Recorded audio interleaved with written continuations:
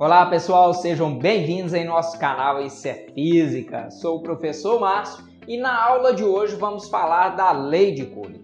A lei que determina a força de interação entre as cargas. E como sabemos que carga positiva com uma carga positiva se repelem.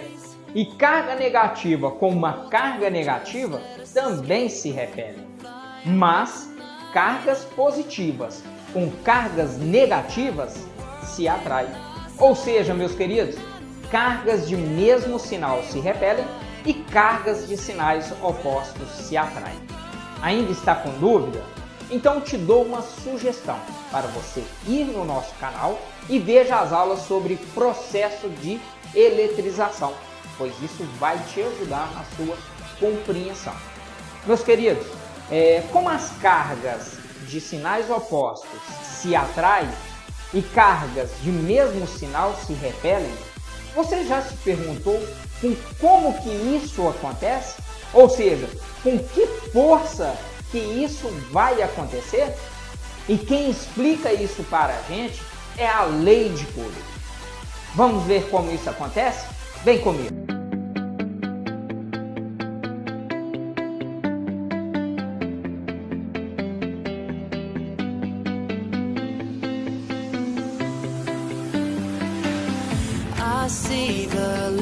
Nós temos uma representação de cargas elétricas, uma positiva e outra negativa. E como já estudamos que cargas elétricas de sinais opostos se atraem, então a tendência dessas duas cargas é de irem ao encontro da outra. Existe uma força que puxa essa carga em direção à outra carga. E da mesma forma, esta carga também puxa essa carga em sua direção. Portanto, esta força que puxa a carga 1, na verdade, ela é feita pela carga 2. Essa carga aqui, ó. Por isso que nós vamos chamar de força 2 em 1. Essa força que atua sobre a carga 2, ela também é feita pela carga 1. Essa que nós vamos chamar de força 1, 2. Tudo bem? A primeira pessoa a questionar sobre quais os fatores que influenciam, do qual ele fez um experimento bastante famoso na física, chamado de balança de torção, foi o francês chamado Charles Coulomb. E neste experimento, ele pôde perceber que a força era tanto maior quanto maior fosse o valor das cargas elétricas movidas. Ou seja, a força ela é diretamente proporcional ao produto das suas cargas. Convenhamos, isso é bastante entendido, ou seja, quanto mais eletricidade estiver, maior vai ser a força de interação entre as cargas. Entretanto, Coulomb também percebeu que as forças também dependiam da distância. Quando as cargas estavam mais distantes, a força entre elas era menor. E quando essas cargas estavam mais próximas, a força entre elas era maior. Sendo assim, a força ela é inversamente proporcional ao quadrado da sua distância. Estes são basicamente os dois fatores básicos que influenciaram no valor da força entre duas cargas elétricas.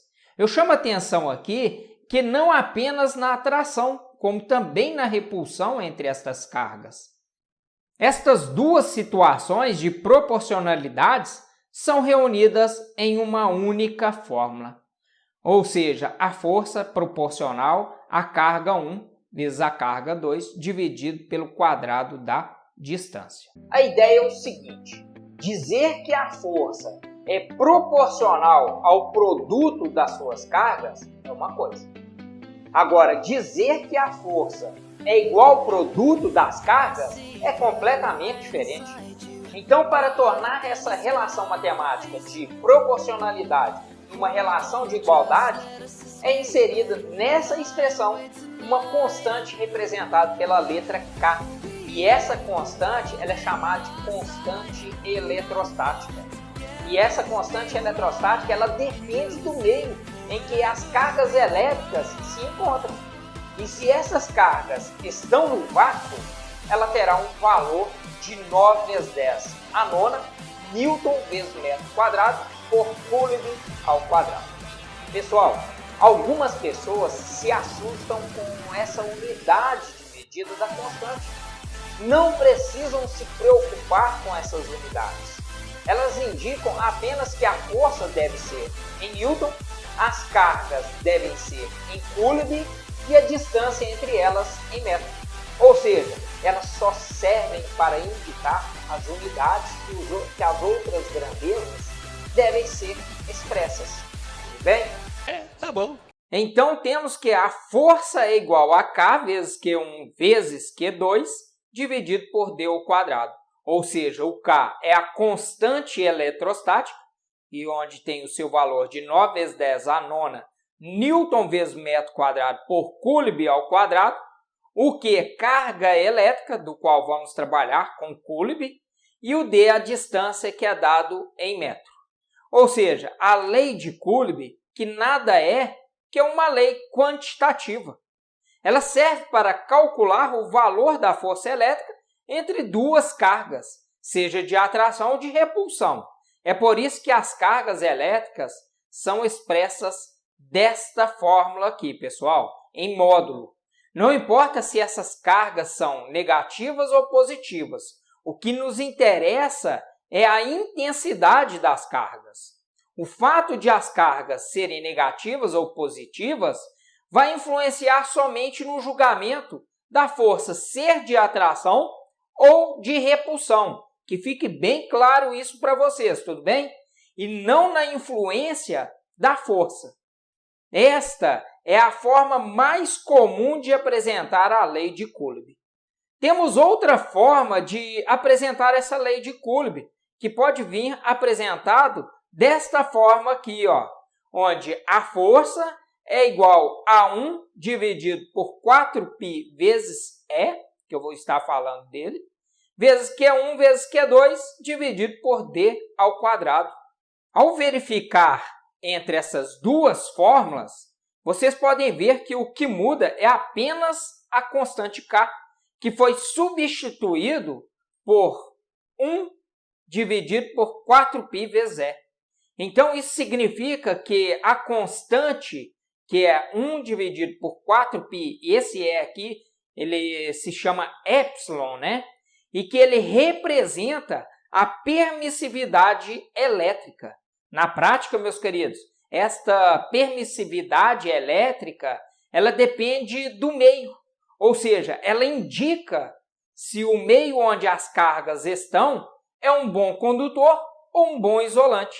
Simples assim. E para o vácuo, ela tem um valor que é de 8,85 vezes 10 a menos 12 Faraday por metro. Então, nós temos uma outra informação importante a ser colocada. Ou seja, assim como a constante depende do meio em que as cargas estão, melhor dizendo, se mudar as cargas de ambiente, o valor da constante vai mudar e, consequentemente, o valor da força também muda. Sendo assim, a força eletrostática também depende do meio em que as cargas elétricas se encontram. Outra propriedade importante que eu quero discutir com vocês é o seguinte.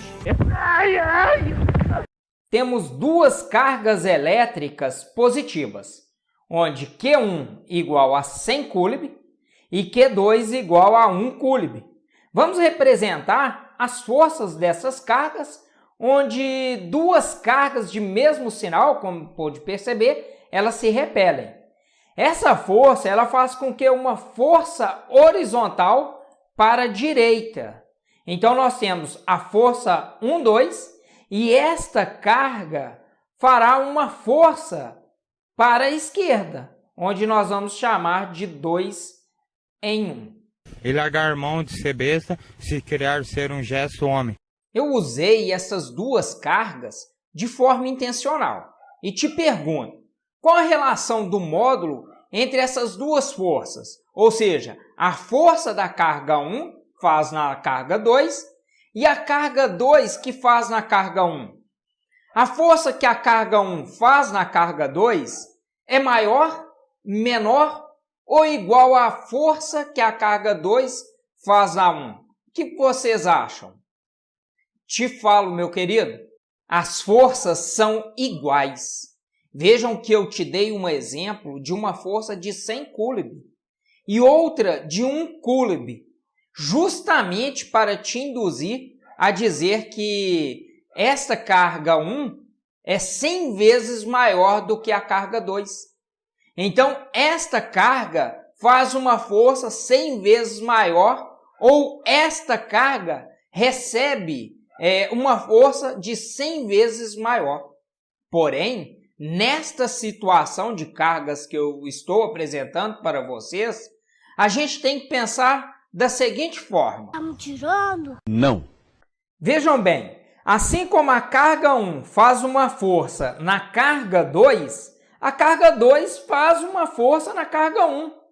E essa situação configura uma força de ação e reação, ou seja, a terceira lei de Newton.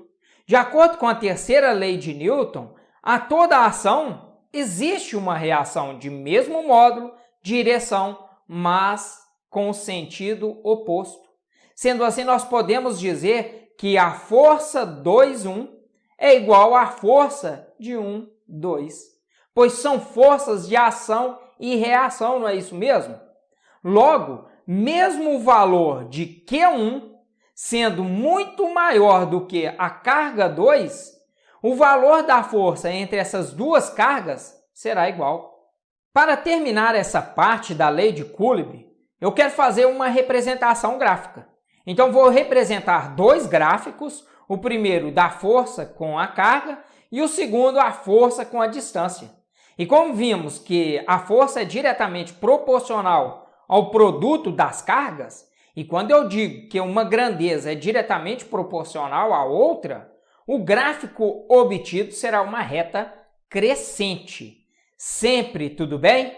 Agora, quando eu digo que a força é inversamente proporcional ao quadrado da distância, o gráfico será uma curva. Curva essa que nós vamos chamar de hipérbole cúbica, ok? Espero que tenham gostado desse vídeo e que tenha aprendido a utilizar a lei de Coulomb, utilizando as unidades, entendendo quando muda uma carga, o que acontece com a outra carga e etc. Muito obrigado pela atenção, se inscreva em nosso canal, ative o sininho de notificações para receber um aviso sempre que tiver um vídeo novo.